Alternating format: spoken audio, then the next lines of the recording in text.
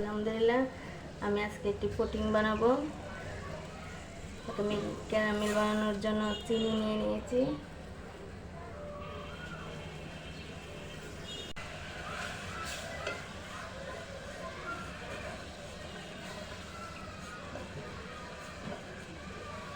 চিনি থেকে পানি আসছে।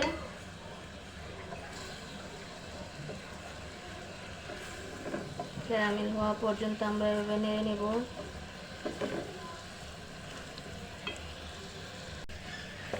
চিনির কালার অনেকটাই চেঞ্জ হয়ে আসছে। আমার ক্যারামেল বানানো হয়ে গেছে। এখন ঠান্ডা হওয়ার জন্য একটি পাশে রেখে দেব। আমি এখানে 4টি ডিম নিয়েছি। 1 কাপ চিনি দিচ্ছি। এখন ভালোভাবে মিক্স করে নিব চিনি আর ডিম। চিনি যতক্ষণ পর্যন্ত ভালোভাবে গলে যাচ্ছে ততক্ষণ পর্যন্ত মিক্স করতে থাকবো।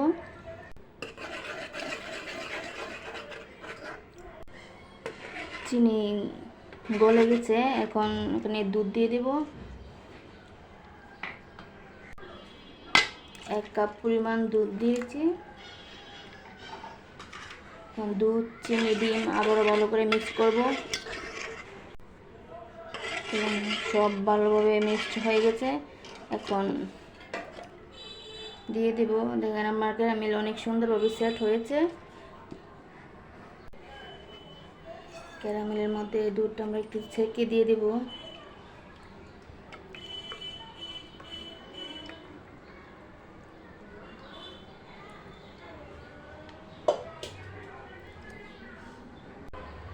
দুধ ক্যারামেলের উপর ভালোভাবে দিয়ে দিয়েছি। এখন ঢাকনা দিয়ে ঢেকে দিয়ে দেবো।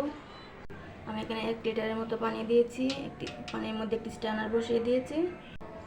স্ট্যানারের মধ্যে আমি পুডিংয়ের আইটেমটি দিয়ে দিয়েছি। লো আছে আমরা রান্না করব।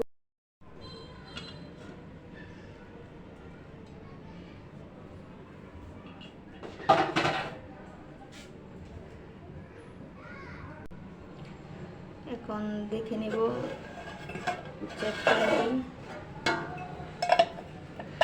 একটি টুথপিক দিয়ে চেক করব, যদি লেগে না আসে তাহলে দেখবেন যে হয়ে গেছে। একদম ক্লিয়ার আসছে, তার মানে পুডিং হয়ে গেছে। এখন নামিয়ে নেব। দেখেন কত সুন্দর হয়েছে।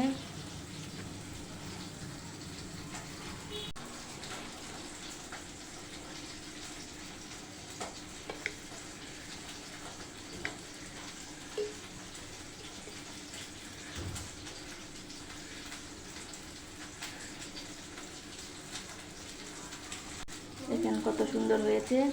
আপনারা একবার বাসায় ট্রাই করবেন। আপনারা সবাই ভালো থাকবেন। আসসালামু আলাইকুম।